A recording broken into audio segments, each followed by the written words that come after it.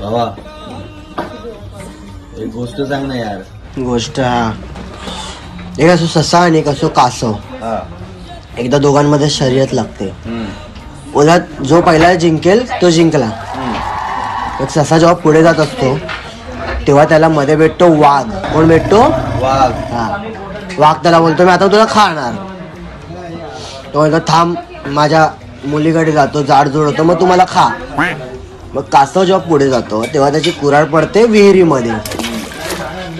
तिथून येतो देव. देव बोलतोय सोन्याची कुऱ्हाड तुझी आहे? तो म्हणतो नाही.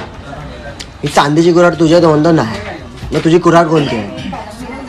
तो म्हणतो थांब माझ्या बाळाला अंघोळ घालतो. मग ससा पुढे जातो.